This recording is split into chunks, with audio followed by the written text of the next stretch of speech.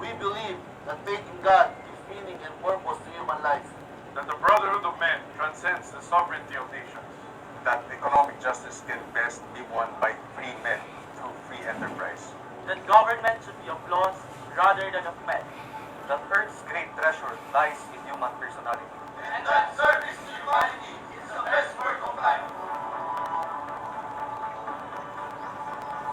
We reaffirm our conviction that faith in God gives meaning and purpose to human life. May the Lord guide us in all our undertakings. To be the leading global network of young active citizens. To provide development opportunities. And empower young people to create positive change.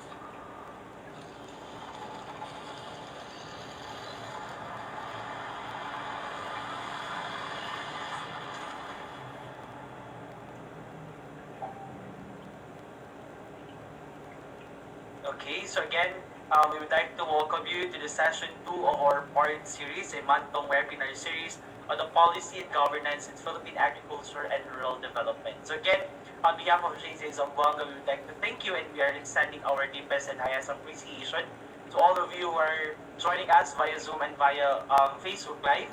And again, we would like to request you or to encourage you to share our Facebook Live on the official Facebook page of JCI-Zamboanga in order for us to widen the scope or to, have many people involved as we're discussing socially relevant issues, socially relevant topics that we need, especially in this time of pandemic. So, without further much ado, allow me to introduce you our speakers. So this is basically a short introduction of our speaker.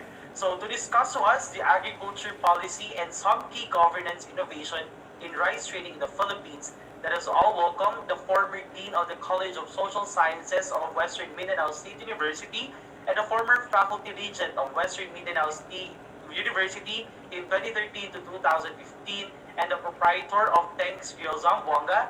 Let us all give our virtual round of applause to Professor Teng Catong.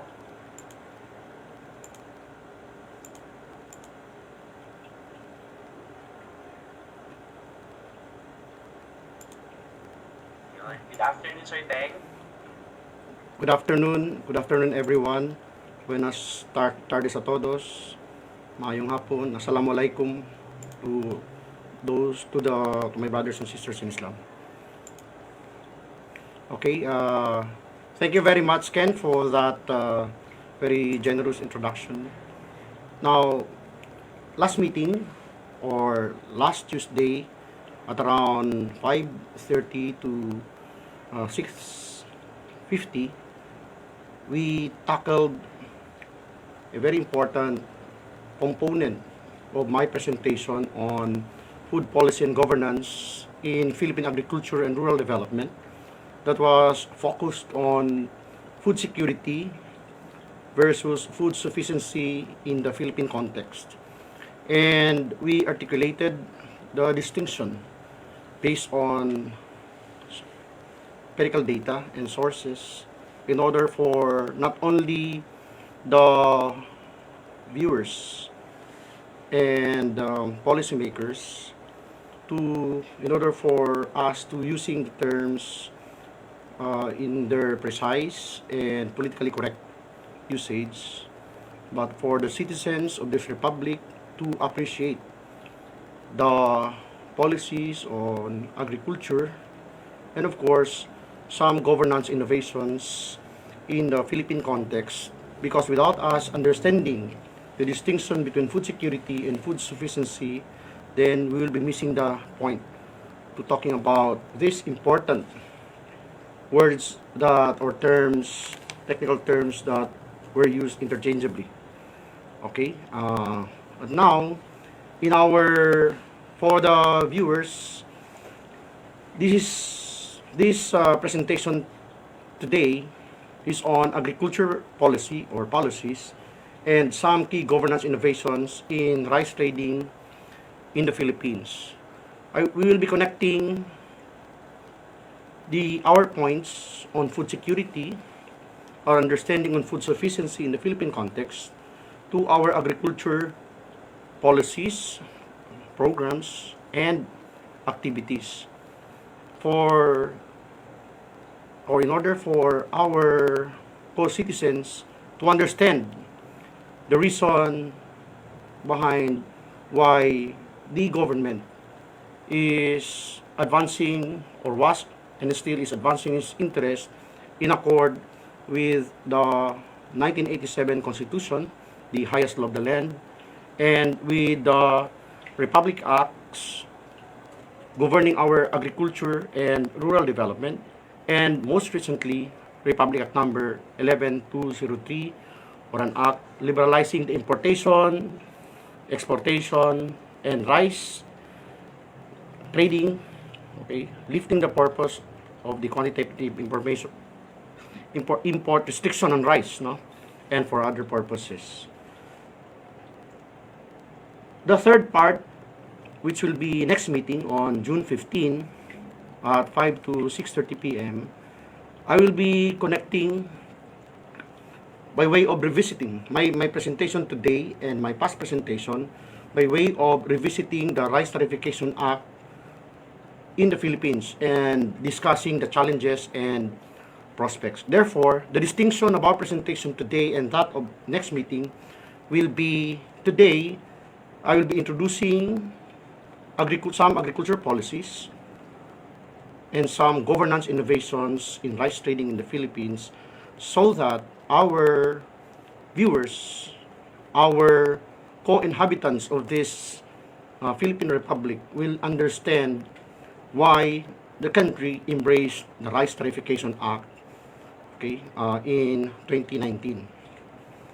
And of course, in the second to the last presentation on June 22, which will also be linked to our previous presentation, will be the transformational leadership, no? The Philippine agriculture and rural development, by which we will be introducing, or I will be discussing, the possibilities of having a unified Department of Agriculture, Department of Agrarian Reform, and other governance innovations in order to achieve the goal of the Republic in liberating our people towards the pangs of hunger.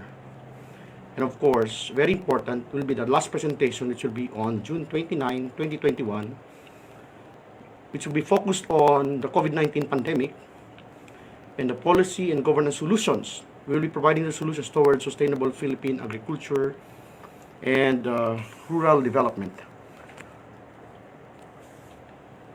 To start with our presentation today, again, in order for us to put things in their proper perspective, again, the Philippines is a democratic and republican state, as deeply discussed last time, that sovereignty resides in the people and all government authority emanates from them. And that is a constitutional provision, and that is in fact provided for in Article 2, Section 1 of our Constitution, making a point that the people are actually very important, or the citizens are very important in policy formulation and also in the decision-making process on 2 points. First, during elections, by electing their representatives, our country being a representative democracy. And second, in formulating policies and programs, they being the citizens to be consulted under the Constitution in order for the lawmakers to revise, modify, or in the process of policy formulation, the citizens have to be consulted. And of course, the very important context that the Philippines is an agricultural state. A lot of people had been denying this, or a lot of educators even, with all due respect, were trying to bring the country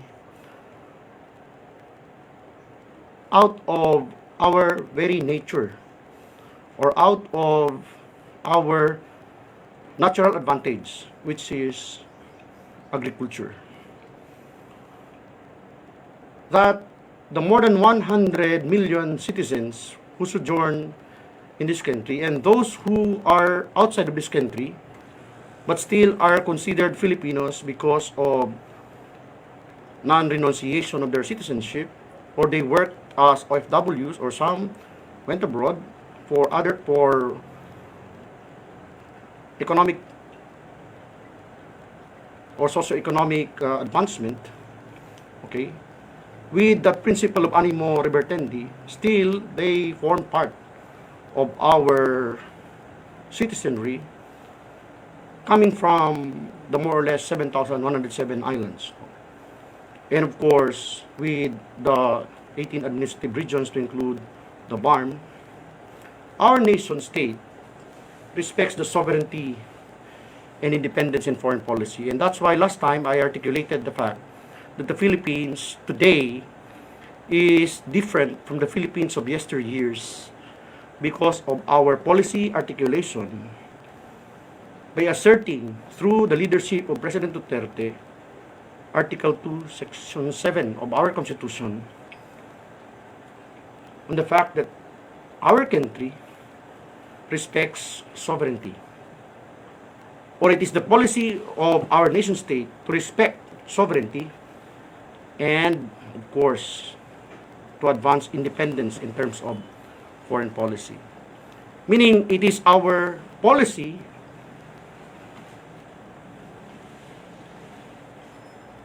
to respect sovereignty and independence in terms of foreign policy. And the head of state, the president no less, is the most democratically elected president in Philippine political history, as I pointed out in my research presentation in 2016 in the first international IGARD, in the International Conference on Graduate Education in Agriculture and Rural Development. And in that conference, I articulated the fact that the Philippine president is the most democratically elected president in Philippine political history, who introduced and still is introducing some governance innovations towards shared growth and rural development. Unlike in the past, that our governments were actually focused in the metropolitan centers.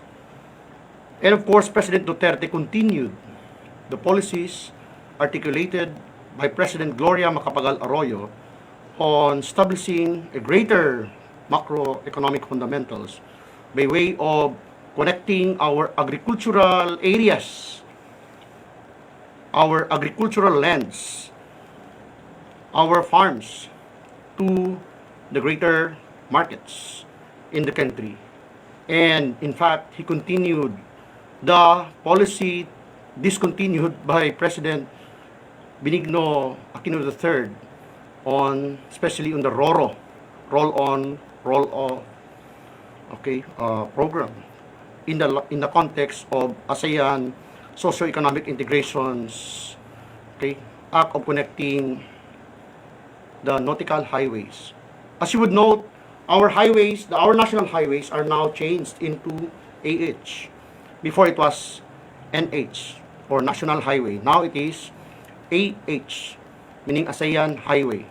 And of course, this did not start during the time of Duterte in 2016, but this was started actually during the time of late president or former president Gloria Macapagal Arroyo, in making the point that our regions,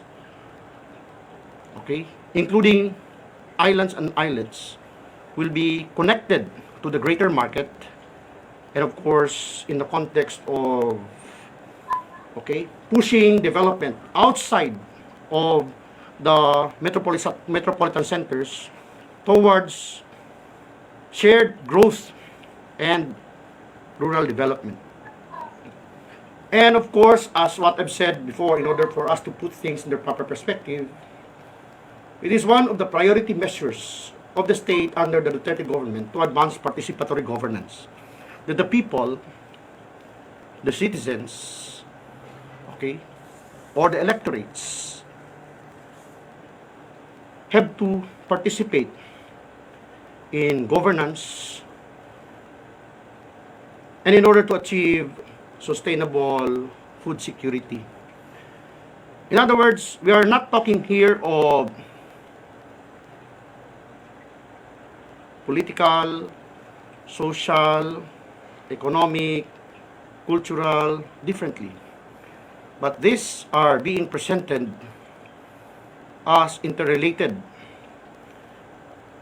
fields or interrelated areas by which the government recognized the socio-economic approaches, also by way of using the whole of government systems approach, or the whole of the government systems approach, that in achieving food security through the passage as well as implementation of the Rice Tarification Act, the government has to work as a team. That many of our inhabitants do not even realize that we are interconnected. That the people, with reference to the inhabitants and with specific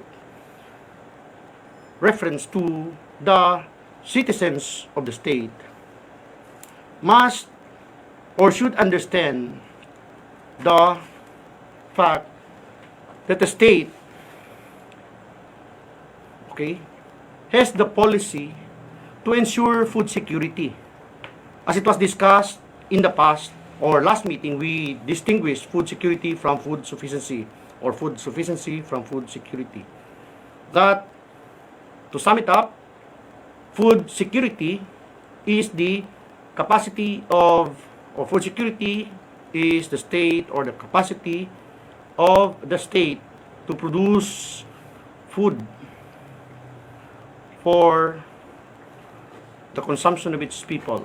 Meaning, if the state has money, has resources, or our national treasury is able to buy or purchase food for our people, then we have food security, as contradistinguished to food sufficiency, which is the capacity of the state to produce its own, or capacity of the people in the state or in the territorial jurisdiction of the Philippines to producing her own food, be it rice, corn, or what have we, food supplying in the country.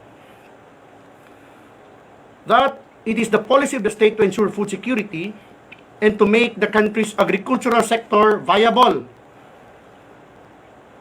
this act of making our country's agricultural sector viable had been the center of discourse and discourses among policymakers and also among educators in the country in the past. Why?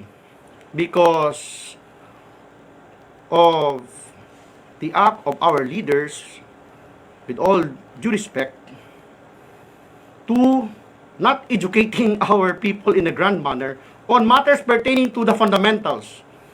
That nowadays, if our people are talking about food security, okay, they cannot even distinguish food security from that of food sufficiency. Why?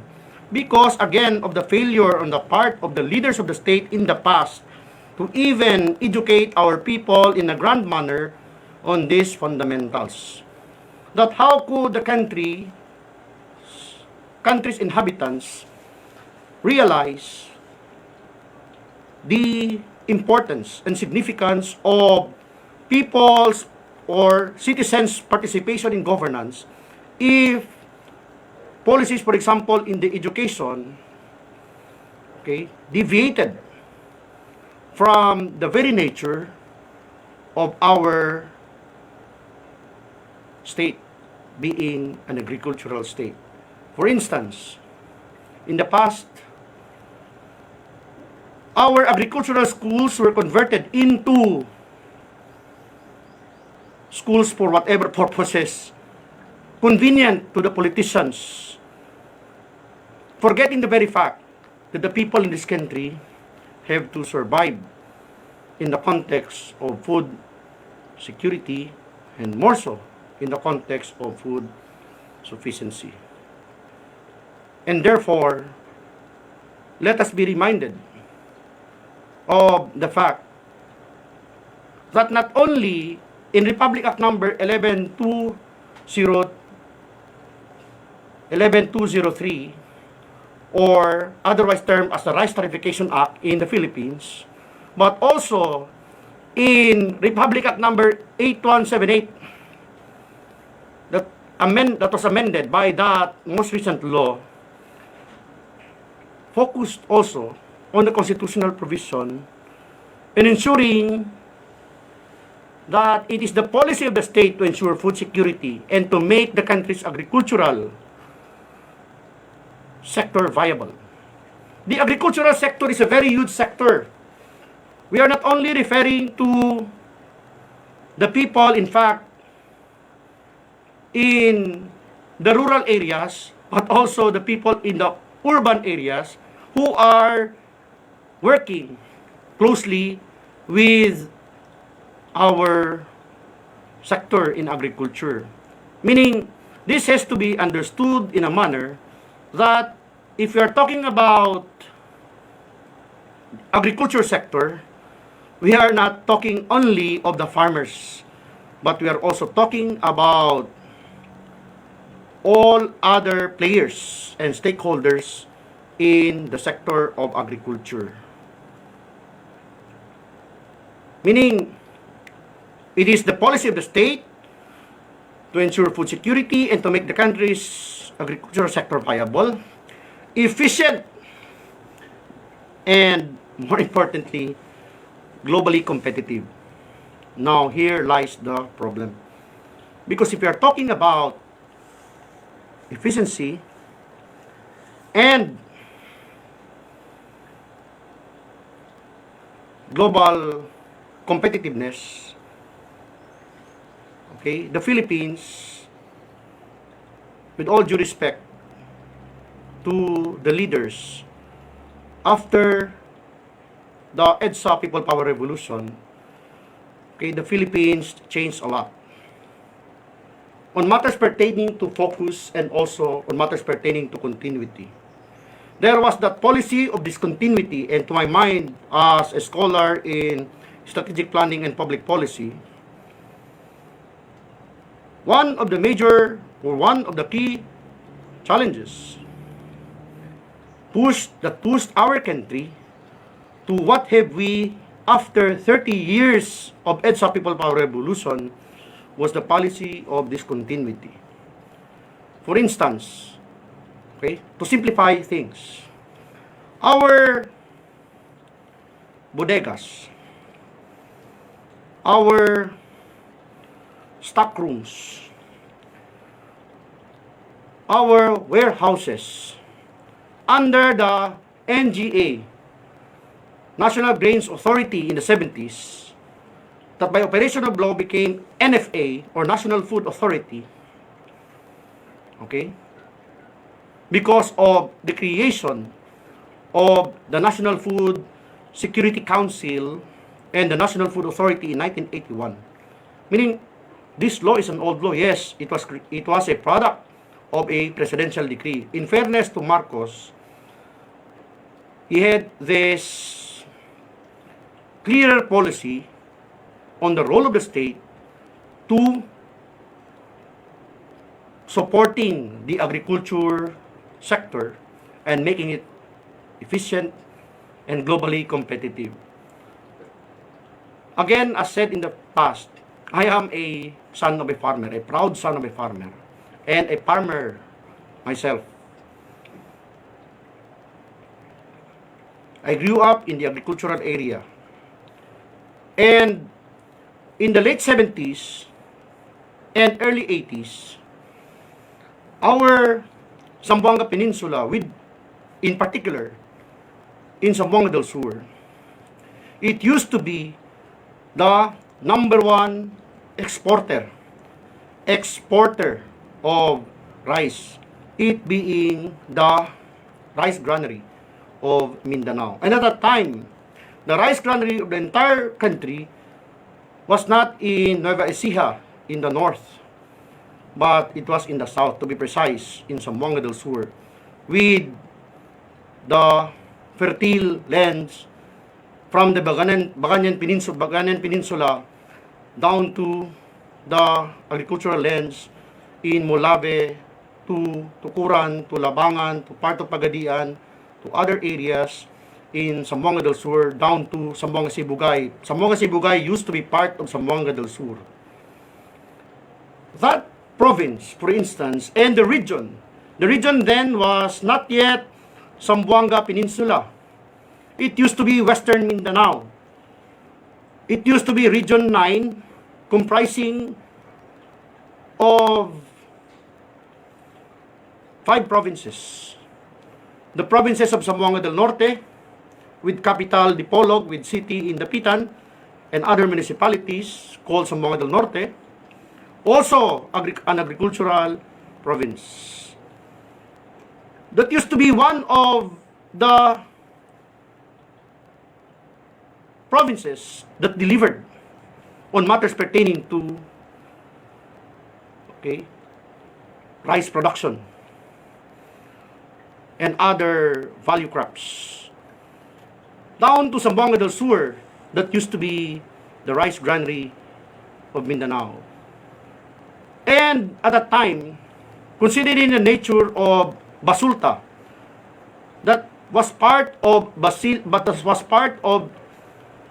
Western Mindanao, meaning it used to be part before the creation of the autonomous region in Muslim Mindanao after the passage of the 1987 Constitution with its constitutional provision in Article 10, meaning this is a matter of policy. We are talking here of policy and the transformation, why our agricultural areas and fishery areas were subdivided by operation of law, no less than the 1987 Constitution in its Article 10 states that there shall be local government units composed of provinces, cities, municipalities, and barangays. And there shall also be Cordillera Administrative Region and Autonomous Region in Muslim Mindanao. By operation of that law, Republic Act 6734, as amended, resulted to the creation of the Autonomous Region in Muslim Mindanao that resulted to the separation of the provinces of Basilan, Sulu, and Tawi-Tawi to the former Western Mindanao. What is the connection of this?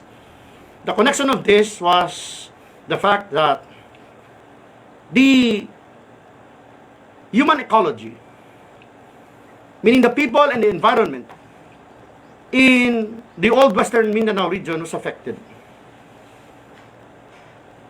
I am putting things in their proper perspective on why we as a nation state, or this country as a nation state, had the problem of policy discontinuity. Because it was the policy of the state at that time to be in the forefront of food production, to be in the forefront of rice food production.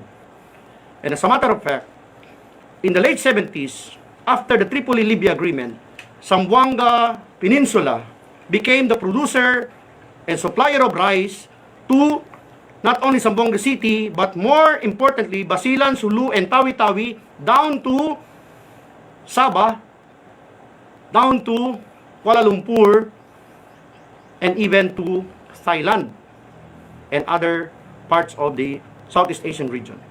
And that was a matter of fact.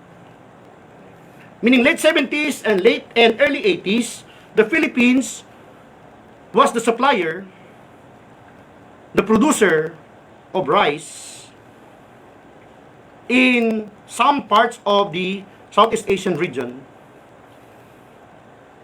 And after the innovations as a result of the passage of the 1987 Constitution, and with the Filipino people who were so emotional to accepting the fact that anything Marcos was not good or were bad. And one of those was making our agricultural sector viable. Making our agricultural sector viable, efficient, and globally competitive.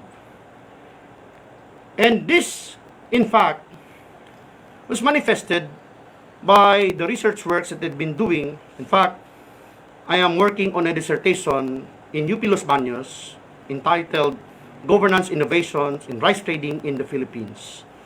And I hope that I could finish it in the soonest possible time so that it could be considered as one of my contributions to the body of knowledge, and more so to the state inhabitants or the citizens who practically sent me to school because of my previous scholarship grants to the leading institution in the realm of food security, agriculture, and rural development. UP Los Baños was the number one producer of rice scientists in the world. But today, our country is suffering from the lack of rice. And in fact, I will be discussing some of this, especially in our discussion next meeting on the challenges and prospects in the Rice Tariffication Act in the Philippine context. Meaning, it was the policy of the state, and up to this time still a policy of the state, to advance our country's agriculture. In fact, the goal is to have an agricultural sector that is viable, that is efficient, and globally competitive. Yes. In fact, no less than the 1987 Constitution also talks about it. And in fact, it also allowed, by way of adopting a policy, that the state also adopts the use of tariffs in lieu of non-tariff import restrictions to protect the local producers of agriculture or agricultural products. And here is the balancing act. But how could we balance if we do not have the data? Next meeting, I will providing the viewers and the listeners the necessary data in order for us to see whether or not, the passage of Republic Act 11203 or the Act of Importing Rice is or was and still is in order. Okay? Now, there were a lot of studies by OECD, by FAO, and also by our Department of Agriculture, okay, on how to attain food sufficiency. And that, to sum it up, attaining food sufficiency, in particular in rice production, had been the Philippines' key agricultural policy objective over the past decades. Meaning not only during the time of Ramos, never mind President Aquino, for I doubt if he had that clear policy on agriculture. Ramos, to the time of GMA, we've been talking about food self-sufficiency. In fact, in response to our very poor situation on matters pertaining to rice food self-sufficiency, that resulted to our importation of rice, okay, during the so-called People Power Revolution. In fact, our major importation was in 1985, 1986, 1989. We imported, okay, tons of rice. Question, in the past, did we import rice? The answer to that was no. We exported rice. And in fact, if you are going to read carefully the policy articulations of President Duterte, to my mind, very similar to that of the policy of President Marcos on matters pertaining to the role of the state, the main role of the state in advancing the country's agricultural sector, making it efficient and globally competitive. And in fact, the Department of Agriculture, to my mind, is in good hands with an agricultural scientist and an agronomist, a graduate of UP Los Baños, who served the agricultural sector for several decades, even during the time of Erap Estrada, to present. And the only intervening period was when he served for 2 terms in ICRISAT, okay, in the international arena, pirated by the international community. Filipino scholars were optimized, were pirated by international organizations and international persons with international legal personalities. Why? Because as a matter of policy, the state did not care much about our human capital, about our human resources. Now, talking about the policy again on the state on this, using the whole of government systems approach, and in the light of Executive Order number 5, series of 2016, the state also, in the context of promoting, okay, agriculture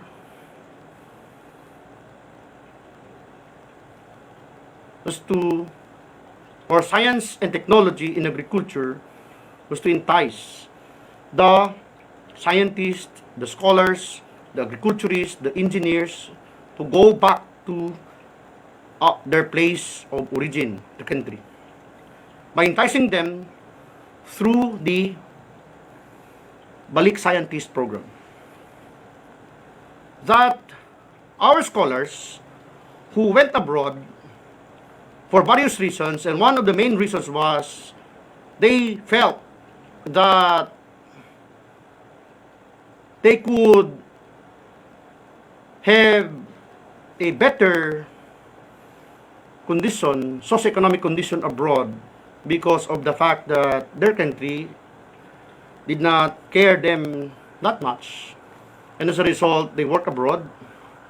And now we have this policy of attraction, attracting the scholars through the Department of Science and Technology, through the Department of Agriculture, and other agencies, including the Department of Health, in our policy to enticing our scholars back to our country by not only serving in a grand manner, but also serving with sustainable packages. And I will be discussing that later in the context also of the COVID-19 pandemic by way of understanding our policies in the Philippines.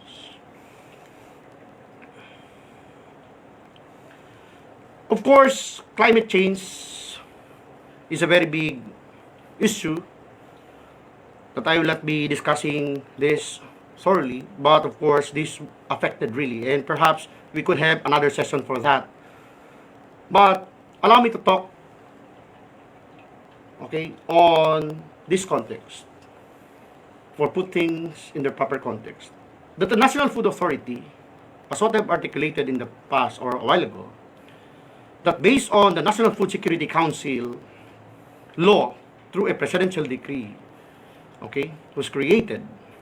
And the purpose of the creation at that time was to fill in the gap, meaning through the state has the obligation to buy rice from the Filipino farmers with a higher price in order for the state to helping the farmers.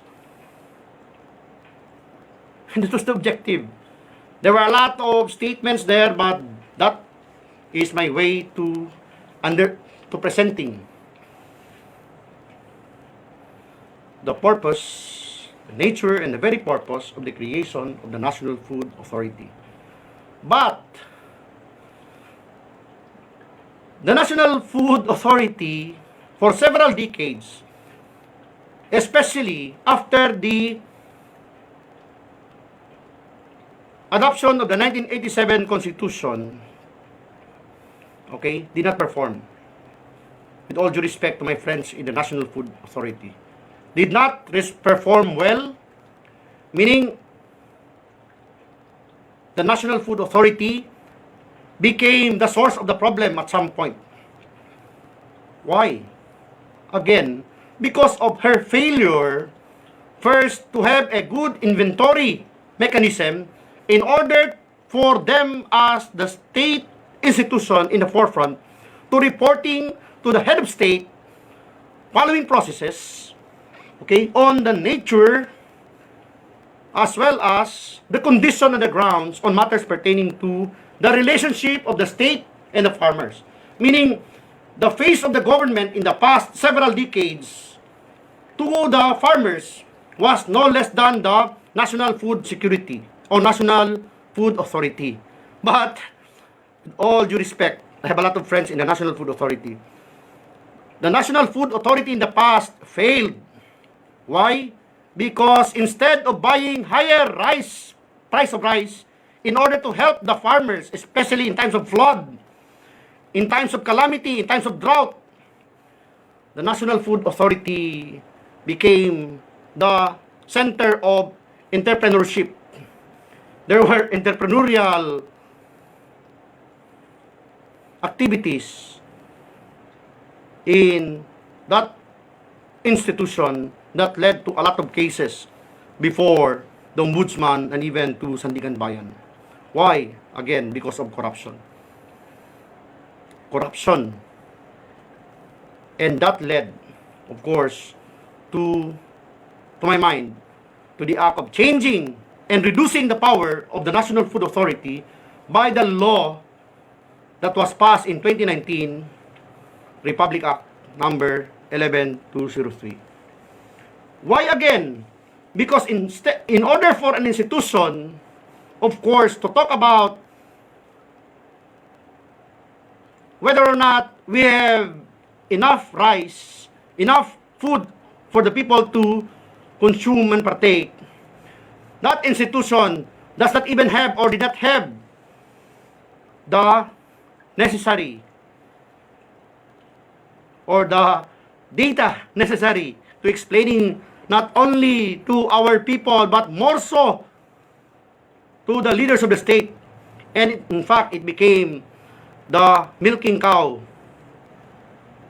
of most institutions. As a result, the buildings of the NGA before that was converted into NFA were dilapidated. You check your NFA buildings. Most of them were built in the 70s, late 70s, early 70s, early 70s in the NGA, and changed with name NFA in the late 70s and also in the early 80s. And later on, it was discontinued. In fact, the budget of the NFA was reduced by no less than President Corazon Cujuangco Aquino. And the reduction was continued by President Ramos. And there, to my mind, resulted to the poor agriculture sector without respect anymore. Unlike in the past, farmers were able to send their children to schools, even in leading institutions, with their 4 hectares of land, with their 2 hectares of land. Now no more. Why? Again, because of the very poor performance on the part of not only NFA, but the agriculture sector, especially in the post-EDSA People Power Revolution. Why? Because the policies in the past were politicized. Anything Marcos, anything associated with Marcos, who ruled the country for more than 20 years, were disconnected. Were not given funds. Why? Again, because of politics in its bad light. Politics per se is not bad. Politics in its classic definition as an act of convincing one to be of one side or to be of the same side is a neutral science,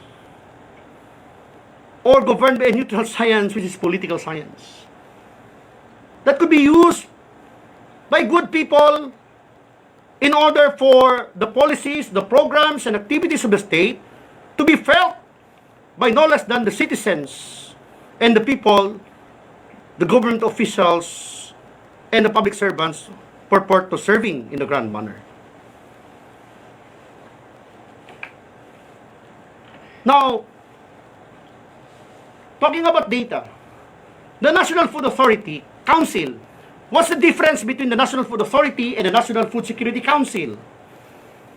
In that law passed by Marcos in 1981, the National Food Authority has this National Council. In fact, to my mind, the name was not appropriate because it misled, or it led to the misleading and misunderstanding of our people about the National Food Authority and the National Food Authority Council. The National Food Authority is just an instrumentality of the state to keeping the rice, and at that time with the authority to buy rice for the farmers. In fact, that was the main mandate. And in extraordinary conditions, with the authority of the National Food Security Council, which is the decision-making body, which is the highest governing body on matters pertaining to food authority, to food supply, food sufficiency, food security. And here, our understanding of our discourse in the past on food security and food sufficiency will now be applied. Why? The National Food Security Council, or National Food Authority Council, or National Food Security Council, is composed of 15 key officials of the government. Unlike the National Food Authority, or the NFA, headed only by a person with the rank of Undersecretary. In the past, and later on, it became Assistant Secretary only. Meaning, it is an office that is now under the Department of Agriculture. Before, it was a semi-independent body, not directly under the Department of Agriculture. But when President Rodrigo Roa Duterte assumed power, he passed Executive Order Number 1, Series of 2016. Executive Order Number 1, Series of 2016 placed all poverty alleviation related agencies, all? Yes, in fact, 12 of them. The agencies that were responsible to responding to the people on matters pertaining to the poverty of the stomach were placed under or clustered under the Cabinet Secretary. EO number 1, series of 2016. The head of that time was no less than the former general campaign manager of President Duterte in his 2015-2016 campaign. Former Cabinet Secretary Jun Ivasco, who is now serving as presidential advisor on streamlining government processes. The point here is that our citizens not even understand the nature, the functions, and even the mandates of government offices and instrumentalities. For instance, the National Food Security Council is the policy-making body of the state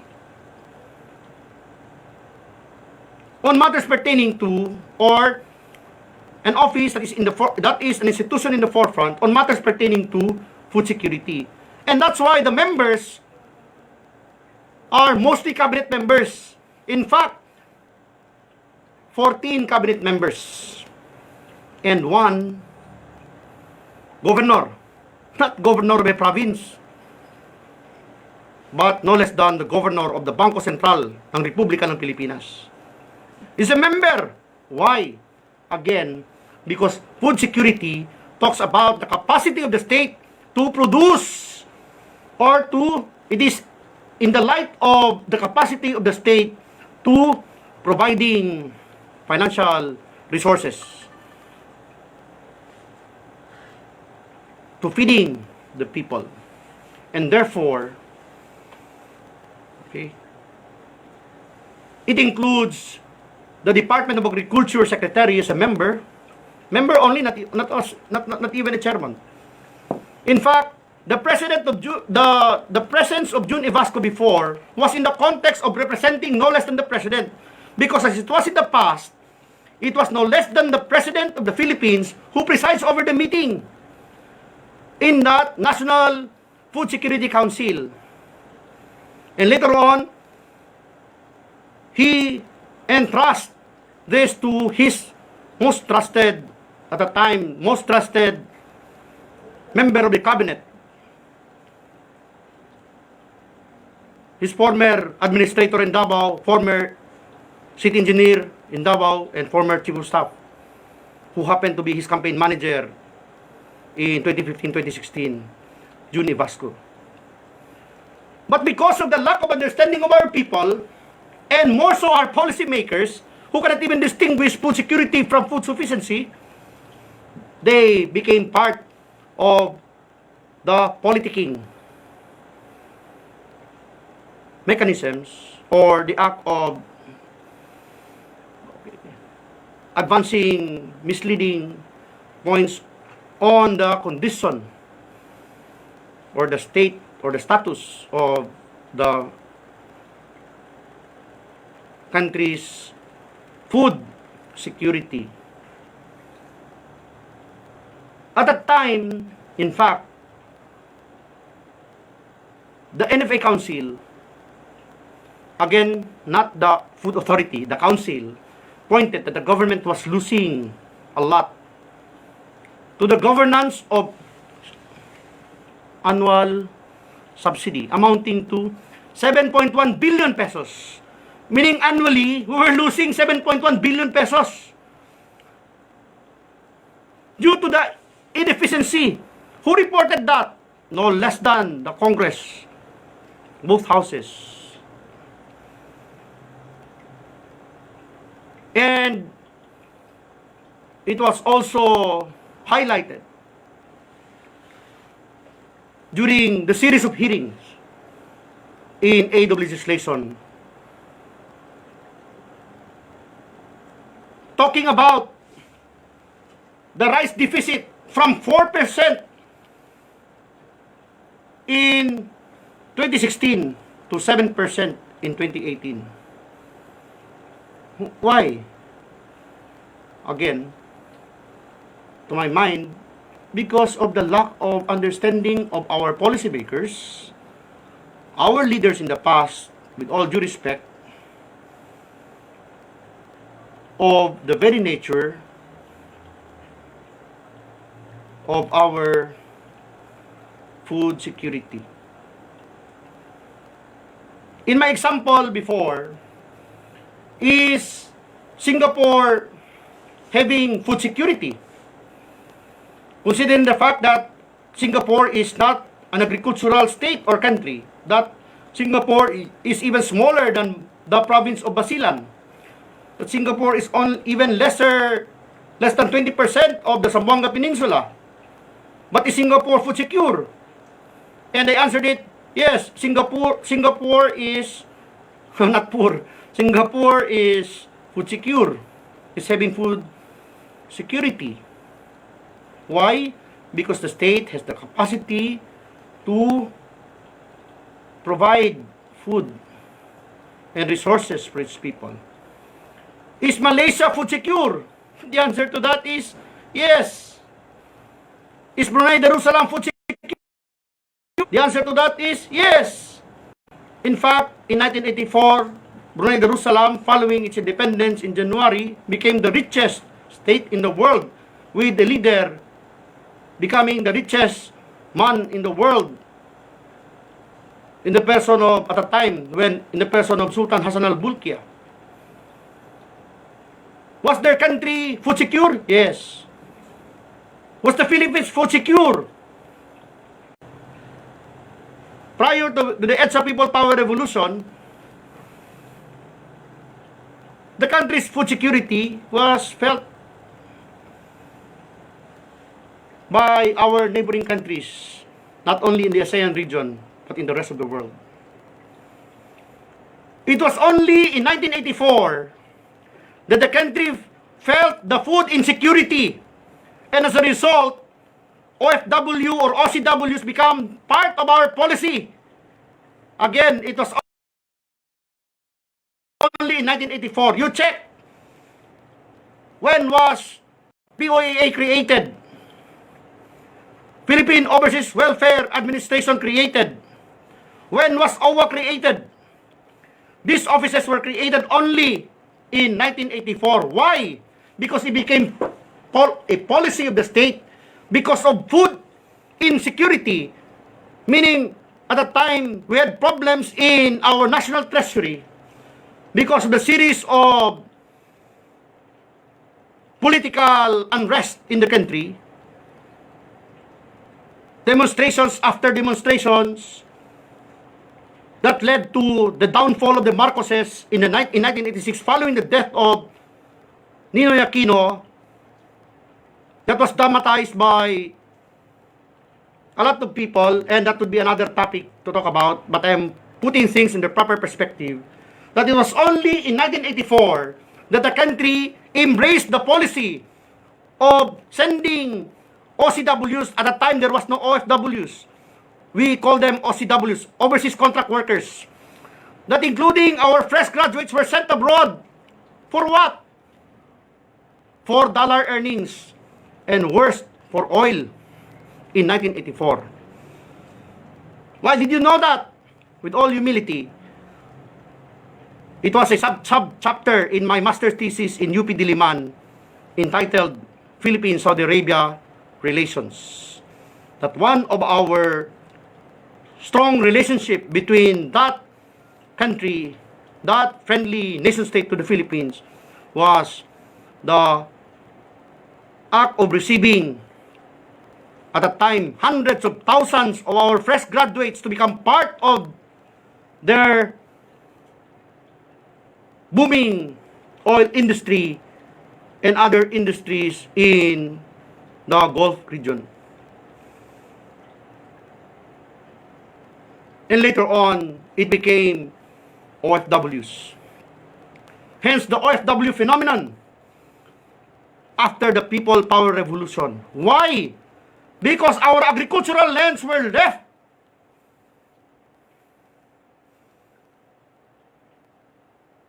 uncared by no less than the state leaders, because our leaders then were so busy politicking, were so busy positioning, were so busy changing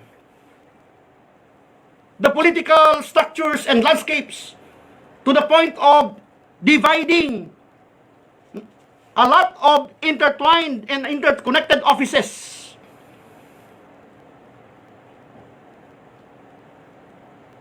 After the EDSA People Power Revolution, the people were misled to understanding that the governance solution to having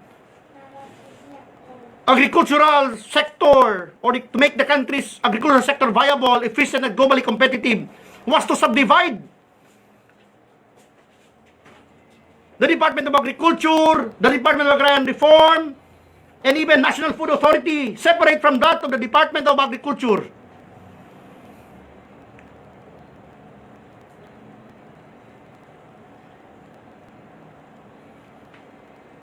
Forgetting the connectivity or the connection of the Department of Environment and Natural Resources to the Department of Agriculture, to the Department of Agrarian Reform, talking about lands, talking about human ecology, talking about the people and the environment, that to my mind, most of our officials did not even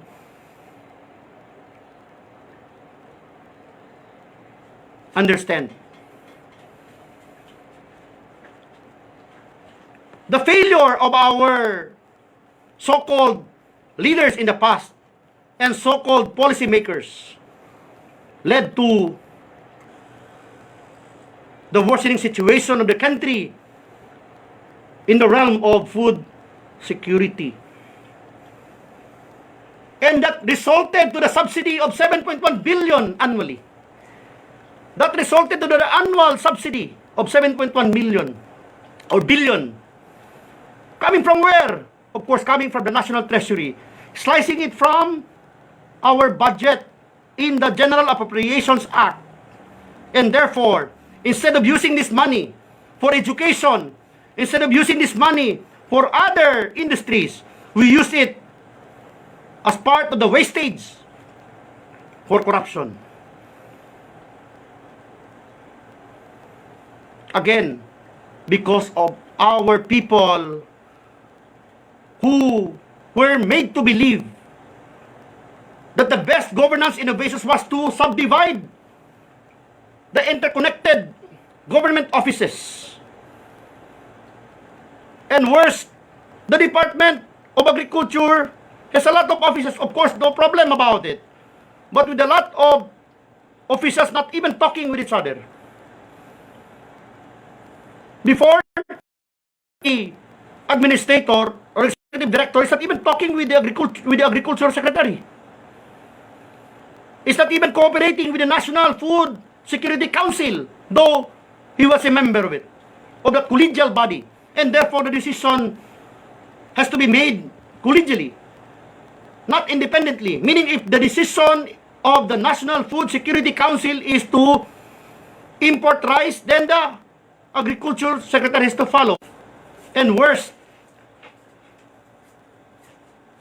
the rice exporter in the late 70s and early 80s, as a result of the governance innovations, after the EDSA People Power Revolution, became the #1 importer of rice, considering the very nature of Basilan, Sulu, and Tawi-Tawi, in though fertile, but non-agricultural areas for rice. And therefore, they were dependent on our rice lands. But because of the subdivision, we divided the people. The umbilical cord were cut. The umbilical cords were cut.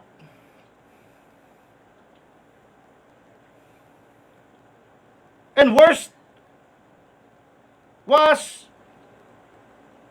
the creation of a lot of bureaus with semi-independent leadership mindsets, not aligned with the national policies on agriculture and fisheries. Good President Duterte became the President of the Republic, that he assumed the risk through his political will to curing the defects. And we'll be talking about the defects in our next discussion, next meeting. My point here was that on matters pertaining to policy, we have good policies in the past. As a manifestation, up to this time, the very policy passed by Marcos through a presidential decree in 1981 is still the policy of the country on matters pertaining to food security. And in fact, not yet amended, much less revised. Why? Because of its viability. Because of its being reasonable. Now, the abolition, there was this abolition of the maximum access volume. I've heard a while ago in the video clip of the JCI. In fact, I commend JCI-Zamboanga for having a very good project of this kind.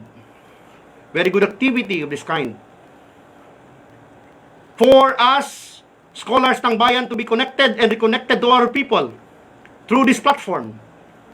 Because in the context of the pandemic, we are so limited to articulating points, issues, and concerns because of the pandemic brought about by COVID-19. And also because of the lack of connectivity. I had been serving as a political analyst pro bono, socio-political analyst pro bono, meaning for free, for more than 2 decades in our region. As our reporters, as our newscasters, as our owners of media outfits, I didn't collect even a single centavo for my act of serving as a political, socio-political analyst and a socio-political communicator. Why? Because that, to my mind, is my modest way to serving the republic where I belong. That's my way of responding to the needs of our people, to liberating them from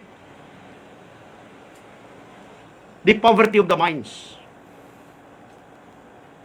That, to my mind, also would lead to the poverty of the stomach if our people would not respond to our policies, programs, and activities of the state, especially in the context of COVID-19. And that's why in my last presentation, that would be the 5th presentation for this month, there is that special topic there on COVID-19 and how to introduce governance solutions in the context of Philippine agriculture and rural development. There was that abolition of the maximum access volume, or MAV, that was undertaken by the National Food Authority, or NFA. And the introduction, I heard a while ago that market-friendly statement of the JCI, of which, or the entrepreneurship, of which I commend, no? Because you are responding to what we call the challenges of our time, no? That the NFA, through the intervention and introduction of a market-friendly state innovation in governance through tariffication mechanism to challenge the condition at a time in 2018 that we felt, for example, in Zamboanga del Sur, I own a restaurant, and to my mind, one of my way of becoming a social entrepreneurs, one of my way of becoming social entrepreneurs is through my restaurant, Teng's Grill and Catering Services, that was founded in 2010. In my very own restaurant, for instance, I am now talking as an entrepreneur. We suffered a lot because of the price of rice that was doubled. The 50 pesos per sack of rice, 50 pesos sack, because it used to be 50 pesos. It is only in these recent years that we have 25 pesos per sack. Okay? It was even doubled. It used to be 1,200 only. But because of the act of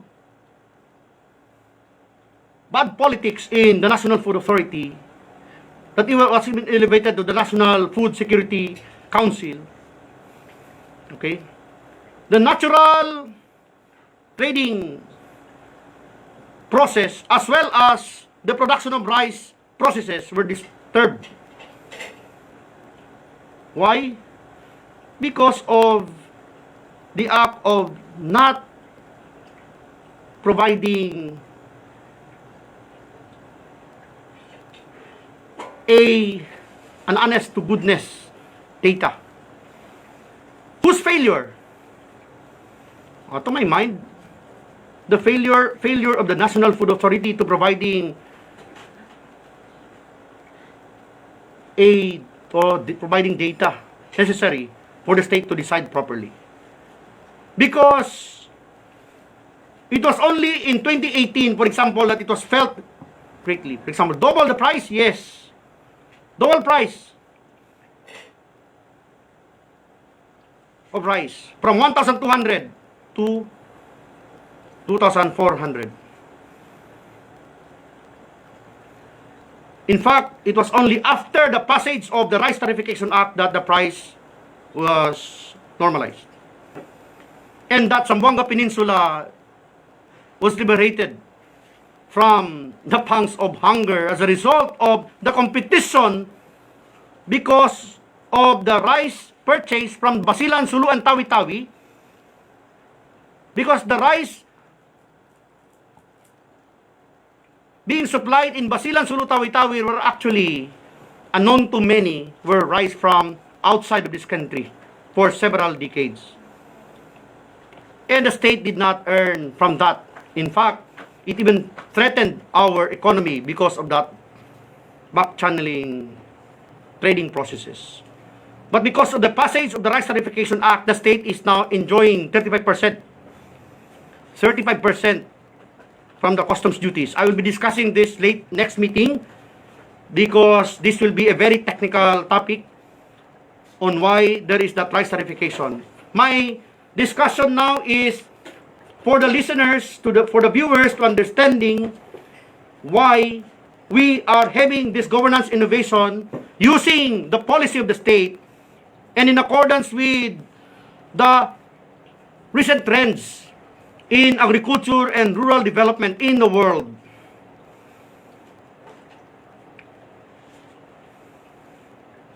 Because it was only in 2018, in the context and in support to the whole of government systems approach and the national spatial strategy that the Philippine leadership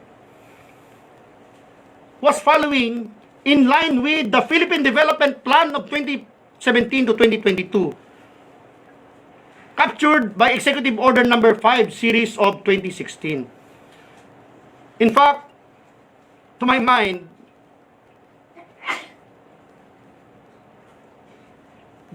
the only national leadership or the only president, after assuming to power, that introduced a medium-term development plan to adapting and connecting it to the long-term development plan was the Vice President Rodrigo Roa Duterte. Most of the presidents, first 2 to 3 years, were used to planning, and then the result, next election. But in the context of the Philippine government under President Duterte, he tapped the great minds in the country, the economists, the technocrats, the leading experts.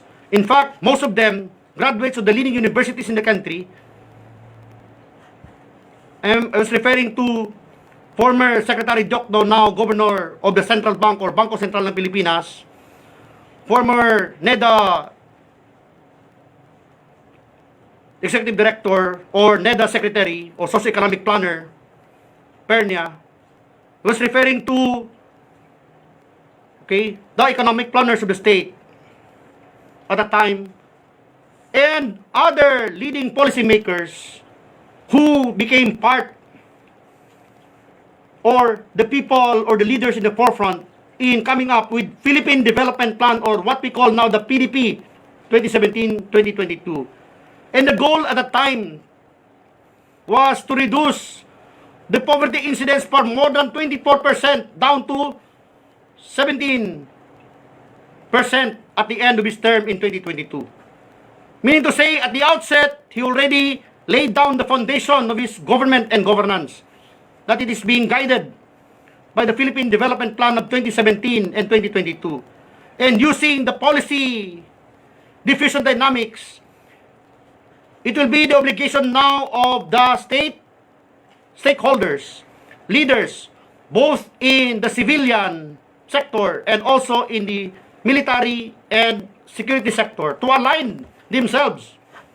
Meaning all their policies, their programs, their activities have to be aligned with the Philippine Development Plan, using the whole of government systems approach and the national spatial strategy in Philippine leadership. And that's why it is only this time that leaders are being rated using the scorecards up to the middle managers down to the lower managers. Why?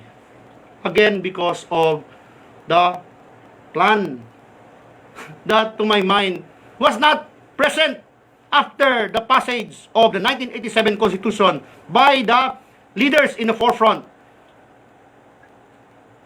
Because, again, of the policy of discontinuity, that the policy of the past presidents in the Philippines were not sustained by President Cory Aquino. Why? Because anything Marcos was disconnected. When Ramos assumed power, some of the policies were not continued because he had his Philippines 2020, or making Philippines one of the economic tigers, making Philippines the newly industrialized country in 2020. But his term would end in 20. In the other screen, it is reconnecting, no? I'm sorry for that, no? Because one of the challenges in Zamboanga really is connectivity online, and also affected by the power interruption in other places, and that results to the problem or challenges in our line. Now, going back, that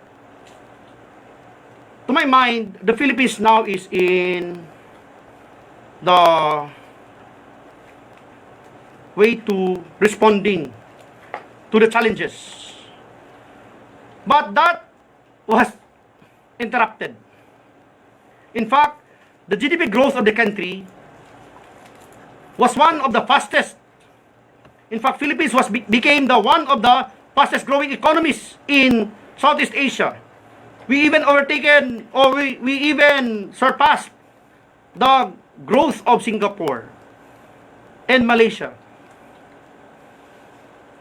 But of course, we have this pandemic that really affected our economy. Good, because we have this resiliency. We have this state or higher level of resiliency, to my mind, has something to do with the very nature of our people, who are sons and daughters or composed of sons and daughters of farmers. Some are great sons and great grandchildren of farmers with the higher level or sense of resiliency. And in fact, now,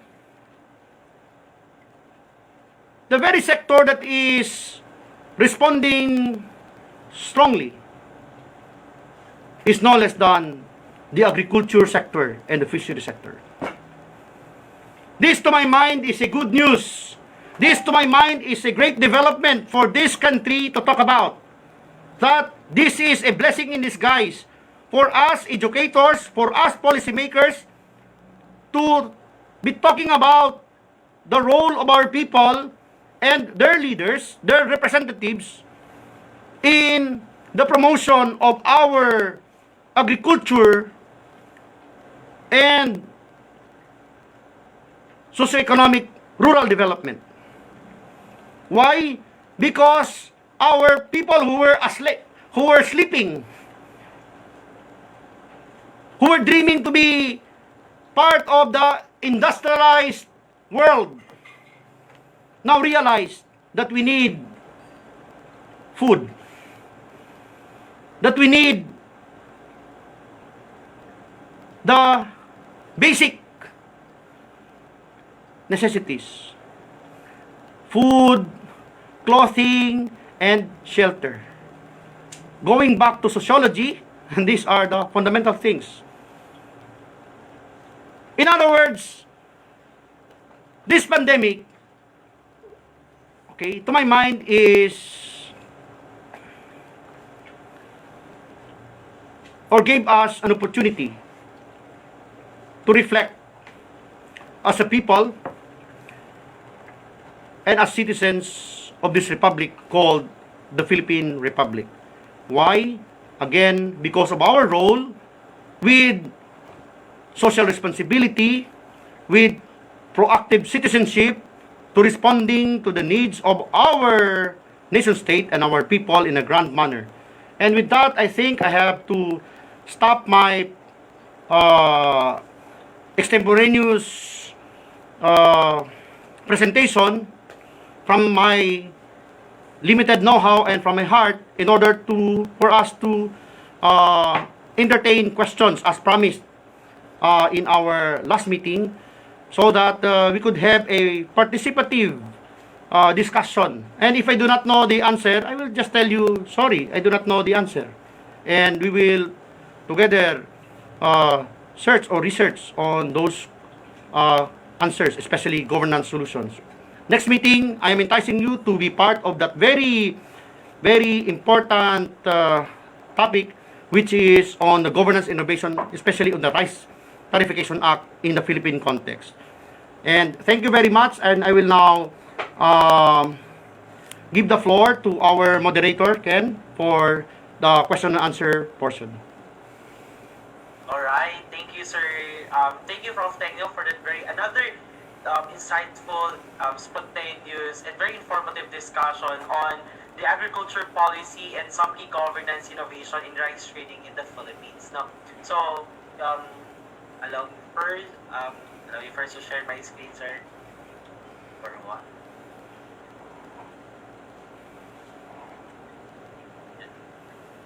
So again, we would like to thank you, sir, for the discussion, and I guess we shall now have the open forum, as we will be entertaining questions and insights as regards our topic for this evening. So I think, sir, I received 2 questions from our participants in the course of your discussion. So while you're discussing, some of our attendees and some of my friends or some of our listeners in Facebook EMP their questions. So if you may answer, the first question po is, what do you think can policymakers or government do about the agricultural crisis in the light of the COVID-19 pandemic? Okay, thank you very much for that very timely question. No? The answer to that is, if you're going to compare the Philippines with other countries, as what I've said, the most viable, to my mind, sector nowadays. The most, potent sectors in our country, to my mind now, is the agriculture sector. In fact, this is, to my mind, an opportunity on the part of the state to articulating more about policies, programs, and activities of the state, considering the fact that our agriculture sector is bouncing back. I'm not only talking about the plant program, which is very good. I'm not only talking about the program of the plantitos and plantitas that enliven our lives during the pandemic. That reminded us of our nature and our advantage, strategic advantage in Southeast Asian region, being part of the agricultural nation state, as potent and with lands as fertile as the Philippine lands. And I'm not only talking about the resiliency of our people, but I'm also talking about the human capital or the human resource capital that we have, considering our advantage being the producer of the world leading scientists in rice science, in agricultural science, in natural environment or forestry and environment scientists. Mostly are graduates of the University of the Philippines in Los Baños, that up to this time are still commanding respect to the rest of the world because of the investment. If there is a country that invested a lot on matters pertaining to human capital, especially prior to the EDSA People Power Revolution, is the Philippines, through our flag-bearing state institution or higher education institution, the University of the Philippine System. That, to my mind, could help our policymakers, our state planners, in crafting policies, and of course, in designing programs, and more so activities that are aligned to our national policies in agriculture and rural development, in order for us to respond to the crisis. In fact, I will not preempt our listeners, because I have a topic on how to combat or how to address the challenges brought about by the pandemic in the context of agriculture. But allow me to tell you, by way of answering the question, that the Philippines now is having lesser problem in the realm of agriculture, because the problem in the past was the consciousness of our people to understanding our agriculture and rural development. But because of pandemic, our people are now responding by way of embracing their nature. Being sons and daughters of farmers, there were a lot of idle lands in the past. And in fact, there is this policy of the state to enticing the people from the urban centers to going back, to their regions and their provinces in that Balik Probinsya program. And of course, they could help in our agriculture sector. Now, as to the solution, well, we need to help our government. We really need to help. We really need to work as a team. And that, to my mind, is the solution to challenging or to responding to the challenges, especially in the agriculture sector. We need to work hand in hand as proactive citizens. We have to participate in the processes. We need to participate by way of helping our officials, remind them of their mandates, remind them of their duties and responsibilities. And we are so lucky to have a very responsive Department of Agriculture Secretary. I'm referring to my friend long before he became a cabinet member, also a member of the academic community, Professor Dr. William Dar. In fact, when in a manner of correcting the prices that I noticed in Zamboanga on some agricultural products, especially chicken and other basic products, he immediately responded by way of calling the attention of the regional director of the Department of Agriculture in Region 9, and they communicated with us, and in a manner, the price was rectified. In fact, to my mind, that was the greatest contribution of our organization, Kilusang Pagbabago, or KP, by way of connecting to our friends to addressing the problem, and they addressed it. The price was 240 per kilo. If you are from Zamboanga City, okay, the listeners are from Zamboanga City, we experienced 5 months ago 240 pesos per kilo, because our rice, chicken came from Cagayan de Oro and other parts of Zamboanga Peninsula, and it was corrected to now we only have 170 to 175 pesos per kilo. And to my mind, it is a sign of resiliency and bouncing back in the realm of agriculture. Rice, of course, we do not have rice problem in the country now. Again, I'll be talking the challenges and prospects of the Rice Tarification Act in our next meeting, and I'm enticing those who viewed this activity or this live podcast via online to participate, and I hope that I could answer more questions. Thank you very much. Yeah, so as part or corroborating to it, sir, I would also like to agree on the idea that I think it is not just the government that should work its hands, in order to to uplift the agricultural crisis that the city or the entire country is facing, but also the involvement or the significant involvement of the people, the youth, the academe, the researchers, and especially us active citizens in advancing or in promoting agricultural activities. That would also help our government, like JCI Zamboanga, we are also in partnership with Kidzu Farm, wherein we are doing community-based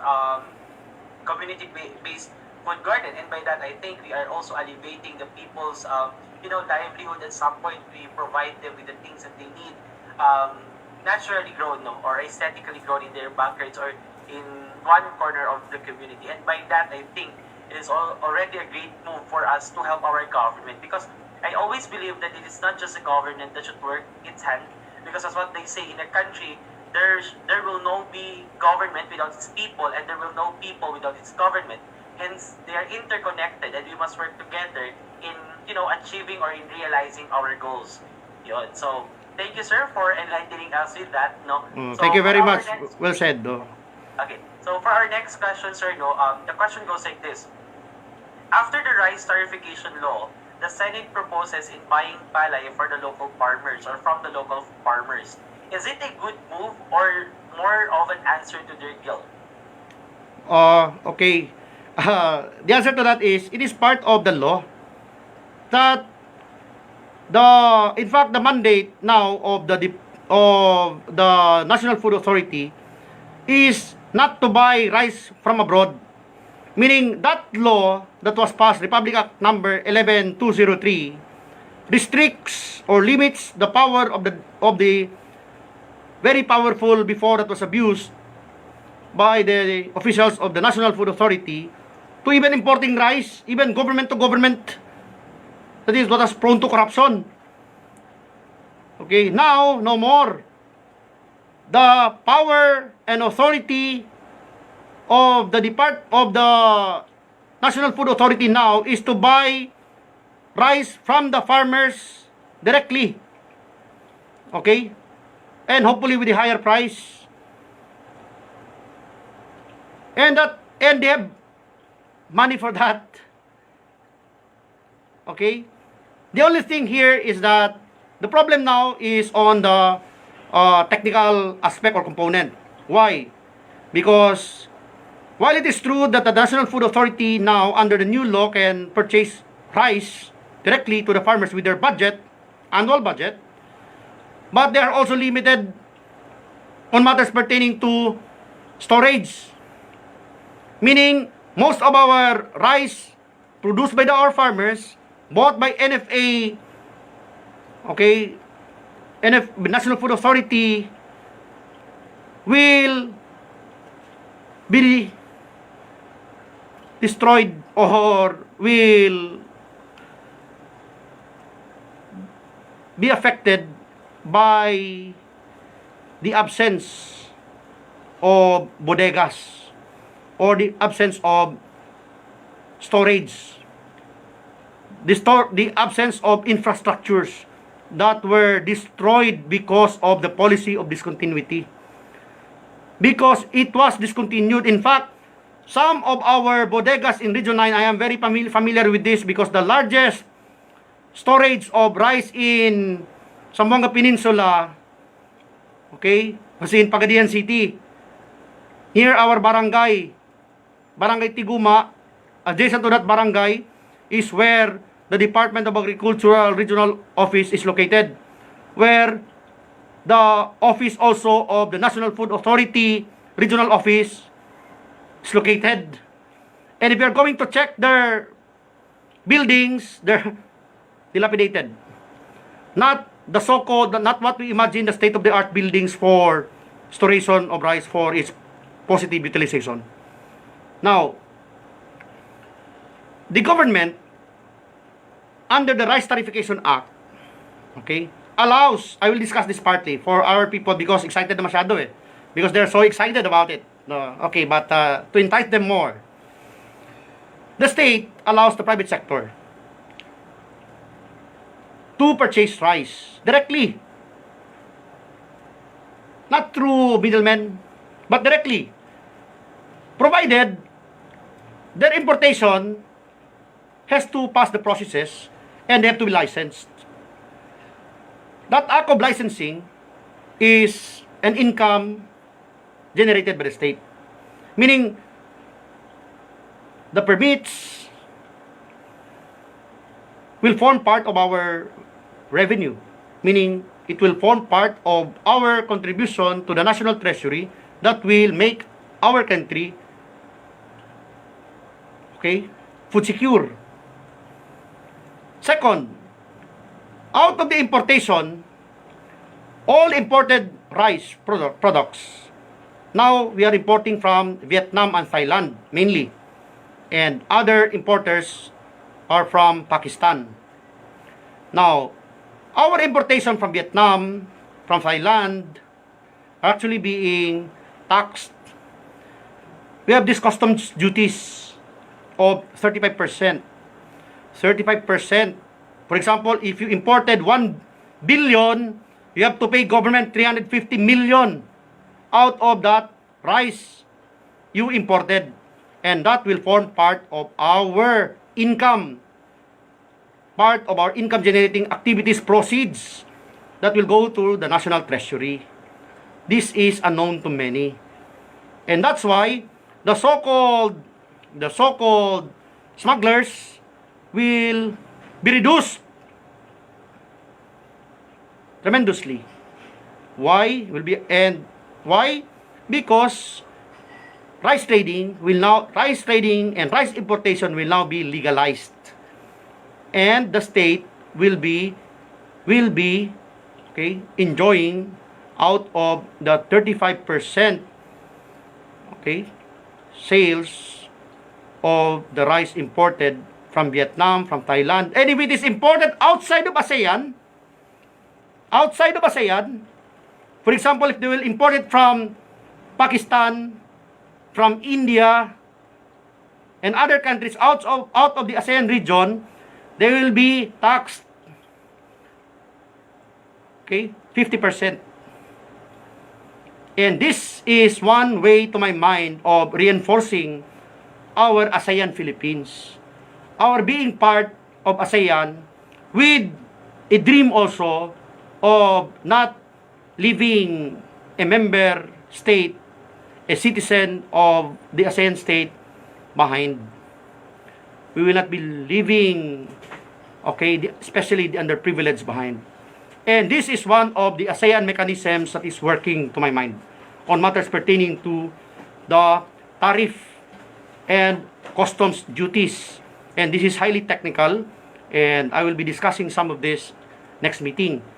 And I will try my best using my limited know-how in my schooling for 27 years in leading universities in the country to simplify the seemingly complicated policies, programs, and activities of the state for the consumption of our co-citizens in this republic.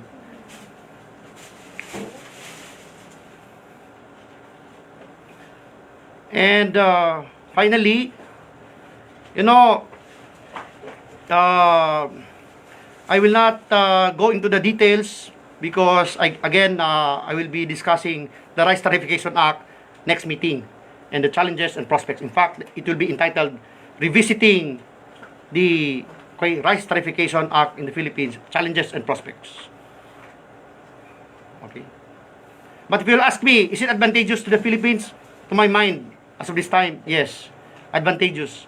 Because the people for example, in the war-torn areas will not be enticed to joining those who would fight against the government. Why? Because they could now buy their own rice at a lower price. Unlike in the past, the people of Basilan, Sulu, Tawi-Tawi are very vulnerable. Why? Because of possible recruitment by the bad elements. Why? Because of the high prices of rice. And they cannot even see the faces of government through the National Food Authority in the past. Okay.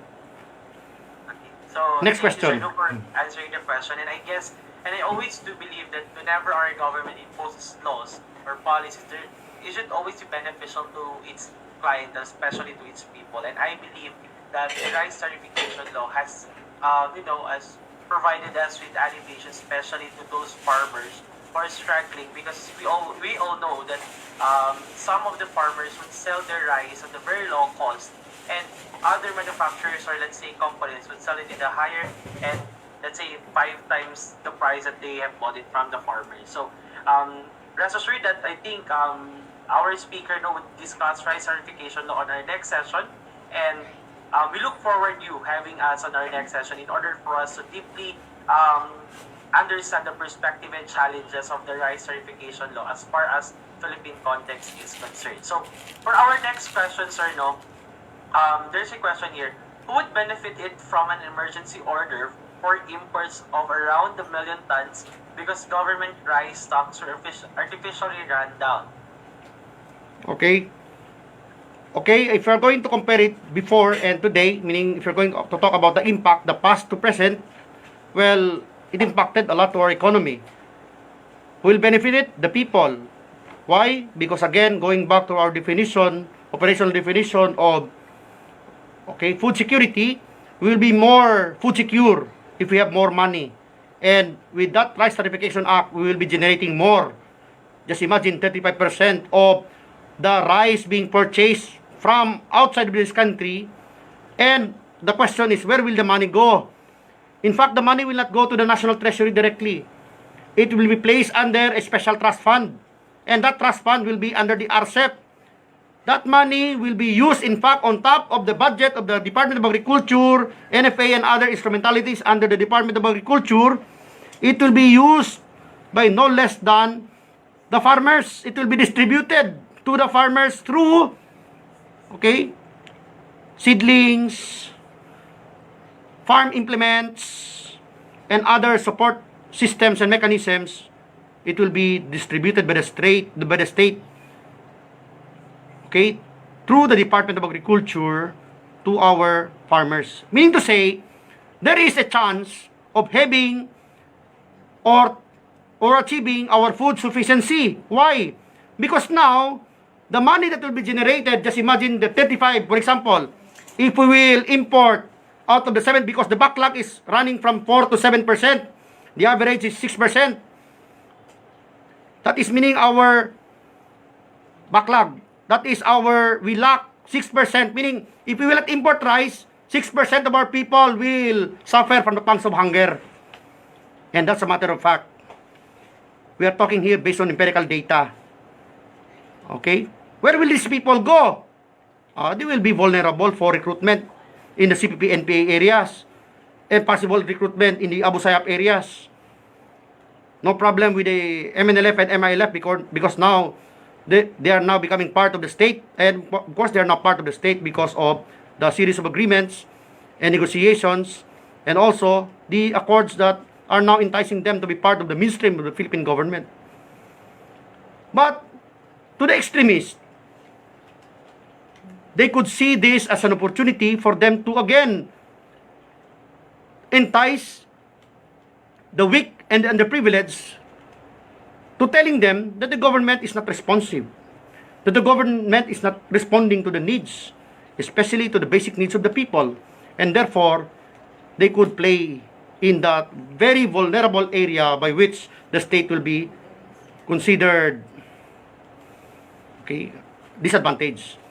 Ahmed Tutu is raising his hand, I think. Yeah, yes sir. So, VP Med, kindly unmute yourself po.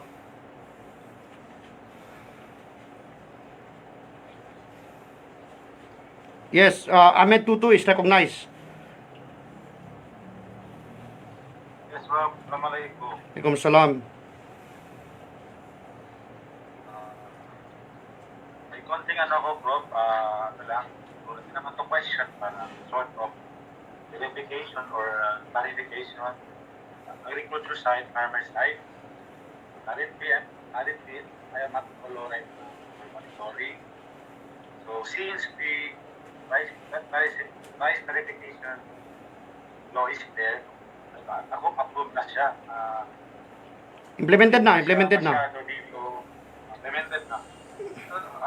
As of this moment, sa Sulu, hindi pa siya masyado na-implemented. Ang mga rice farmers sa Sulu, especially na second district, comparing yung mga import rice from Malaysia to Indonesia, tapos pinipili ng NFA at cost of 19, very masyadong mababa. Definitely, instead of ibenta nila yung bigas, bibili ng NFA yung 19, they would rather na lang kayo ipamigay over anong nababa na presyo. Kaya mga in-import rice from Malaysia. I think, ano siguro yung best recommendation o best statement na pwede natin siguro, kasi minsan tinatanong nila sabi ko regarding dyan, I don't have much data or as to the full detail, yung context ng rice verification law. Sabi ko, since yung sa amin, focus namin basically para livelihood, agriculture livelihood. So, paano yun, bro? Okay, I will answer that question by way of saying, that's why I am really for federalism, no? Why? I am an advocate of federalism since 1997. 2 years in my, more than a year when I assumed the responsibility of becoming an educator in the oldest university in Mindanao. I was one of the early advocates of federalism in the academic sector. Why? Because it will solve a lot of problems. And one of the problems that will be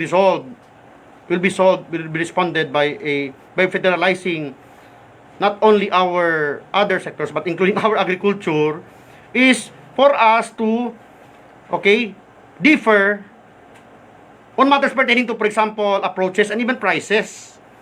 Because the price and treatment of the farmers in Sulu, in the islands, should not be the same with the treatment of the farmers in the mainland.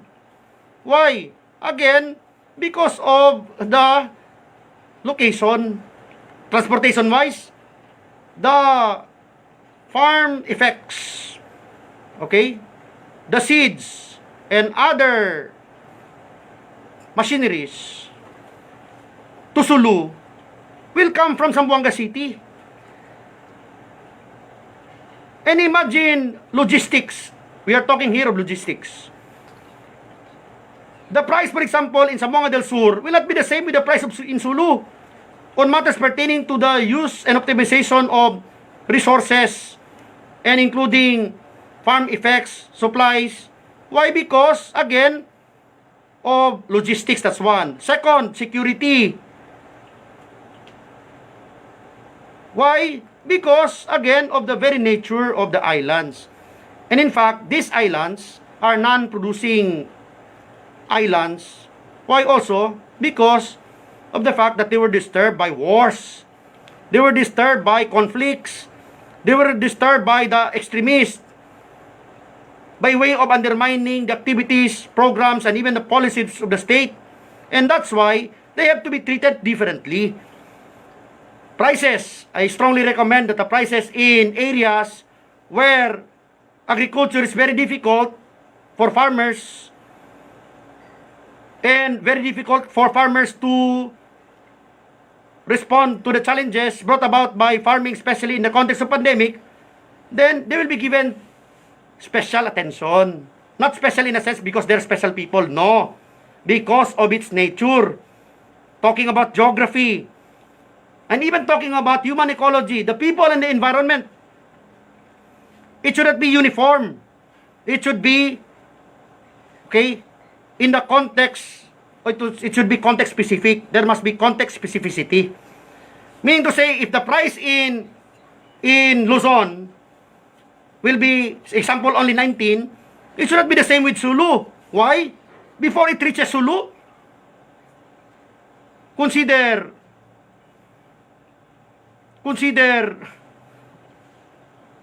the other components. Plus the fact that we have yet to, I must be honest, we have yet to see, okay, we have yet to see farmers being supported in a grand manner in the conflict-prone areas. Why again? Because of the very nature and some agriculture-related offices dysfunctional. Why again? Because of the nature. Conflicts left and right. Good now because we have a government that sees, or government leadership that looks into the plight of the underprivileged sectors of our society down to Basilan, Sulu, Tawi-Tawi, that tries his best to relating to the people in the context of social justice, that those who are less in life must be given more in terms of laws and in terms of privileges. And to my mind, it is only in this time that we, the people in Western Mindanao in general, are feeling social justice. Those who are less in life are now given more in terms of laws and in terms of privileges. But, and again, it would be one of my recommendations, in fact, in my last presentation. But Vice President Med is very excited. I have to answer it partly. Okay? Thank you very much. Okay, thank you, sir. No, so I guess further discussion, VP Medno, will be given on our next session and our presenting sessions. But again, we would like to thank you, sir, no, for giving us the surface information about the certain question. No.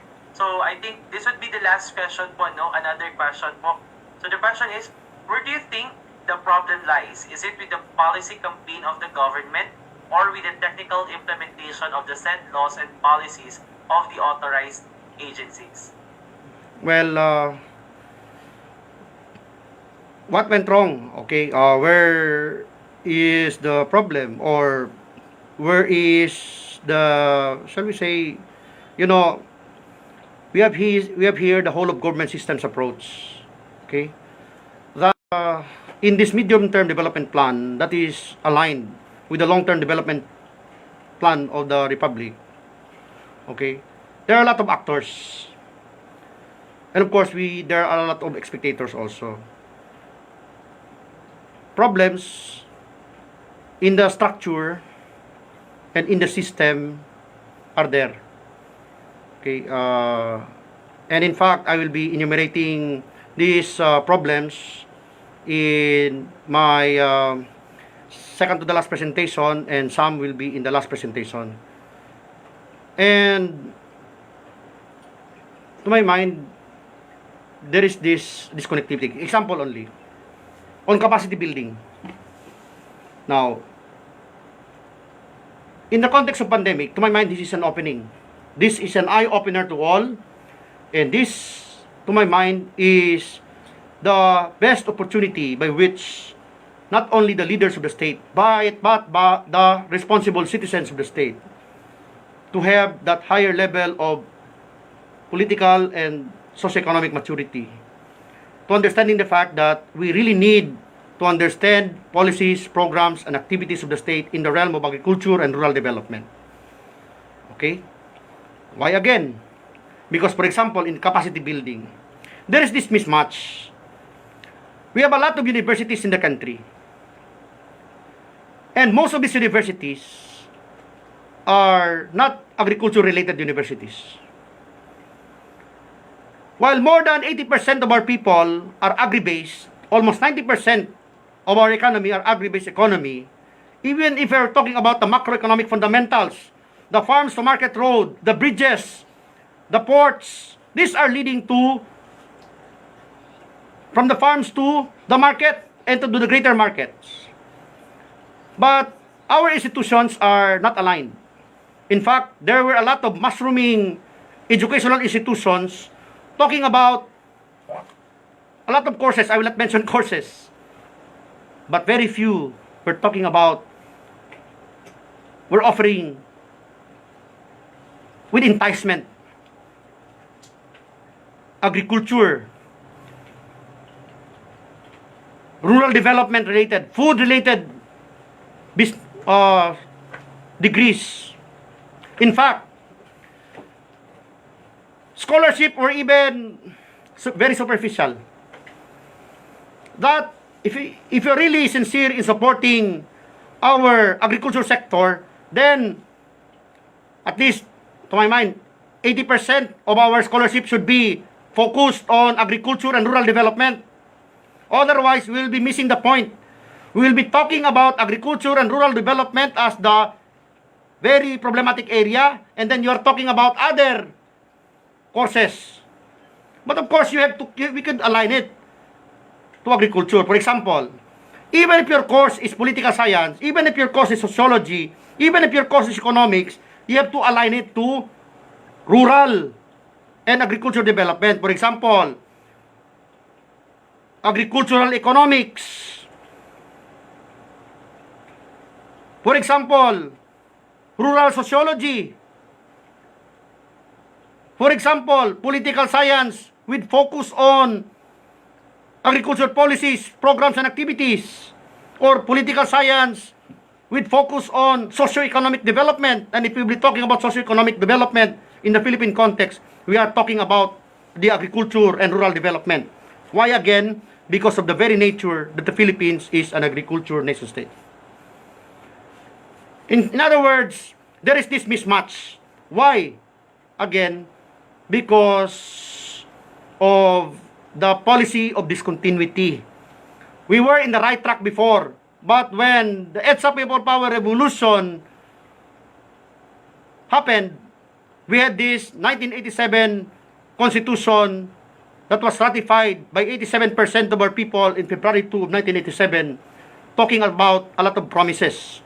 But the people were not able to connect to this very verbose constitution, to this very talkative constitution, talking about a lot of things that are disconnected or that are not based on the realities of life on the ground. In fact, our constitution is the second longest constitution in the world, and as a result, misunderstood by our people. And as a result, our people don't even know the fundamental law of the land, with few exceptions. Why? Because of the discontinuity, and also because of the policy discontinuity that I will be talking later in our second to the last and last presentation next meeting. And before I end, I believe that was the last question. Please allow me to recognize those who viewed we also had a live as part of my contribution for the wider audience. And we will recognize former Undersecretary Mahusay, he's watching. Diorico Stasio and a lot of friends in Facebook. And I recognize here, in fact, my uncle, from Pagadian City, Barangay Captain Ali Gampong of the largest barangay in Region 9, Iguma, my home place.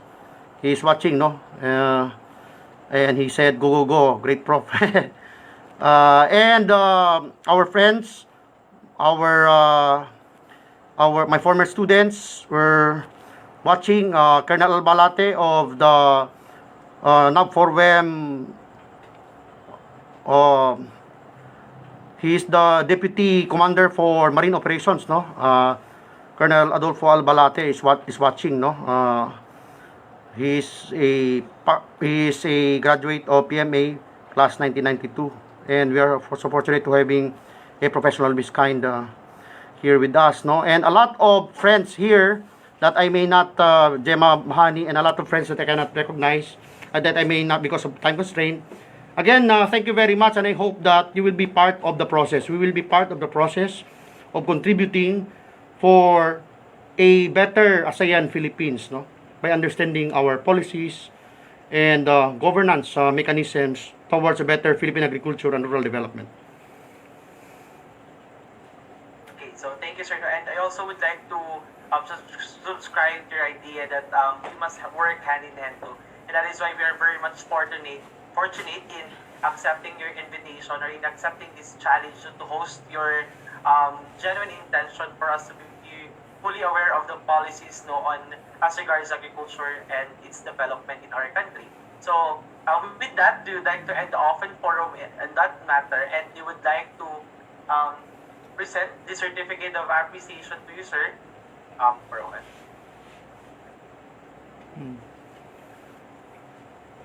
So we'd like to present to you the certificate of appreciation as sign of our gratitude in accepting or in providing us with your expertise and time as regards policy and governance in the Philippines and Philippine agriculture and rural development. So let me read to you the citation.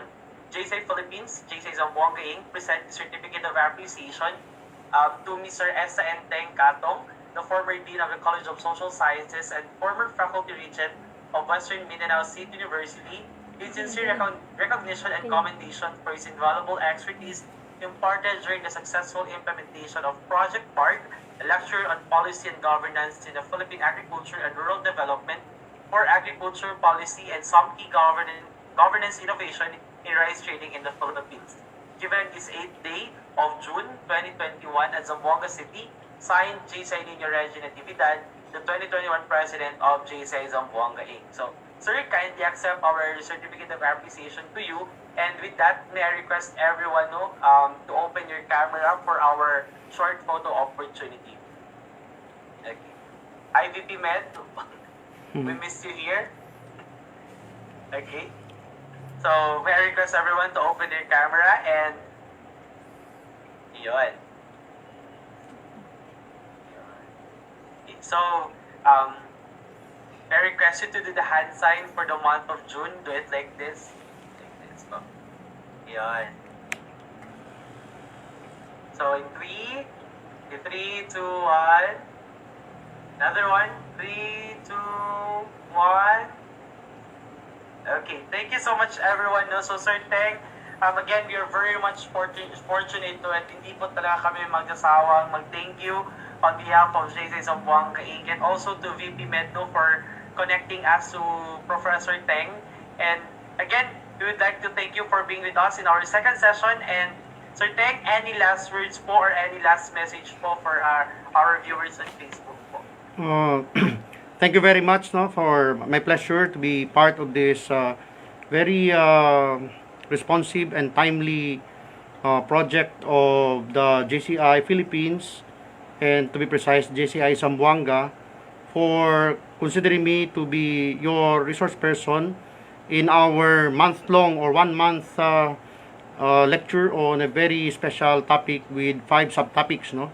In order for us to educate our people in a grand manner, and of course to be part of the change that we want to happen in our midst, no? Thank you very much, and muchísimas gracias, magsukol, daghang salamat, shukran, and to my brothers and sisters in Islam, Assalamualaikum warahmatullahi ta'ala wabarakatuh.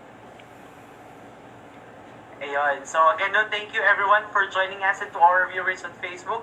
And tune in on our next session for our month-long webinar series for Project PARD on policy and governance in the Philippine agriculture and rural development. So this has been Ken, the Secretary of JCI-Zamboanga, your moderator for this session. And we look forward to seeing you on our next session. Goodbye everyone, and may you have a great night ahead.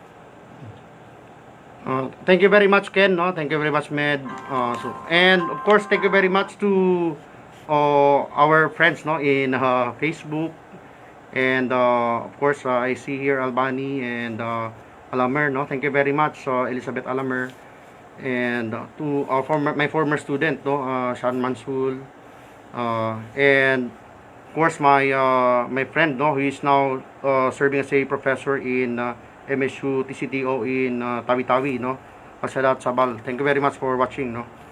And see you next time, no? See you next meeting. I see here Tony Kong, no, my golfing buddy. Professor Bernard Suriaga of the College of Public Administration and Development of Windsor is watching. Thank you very much, no? Thank you very much, Barangay Captain Ali Gampong.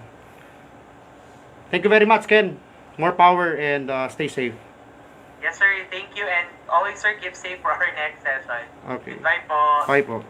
Assalamualaikum.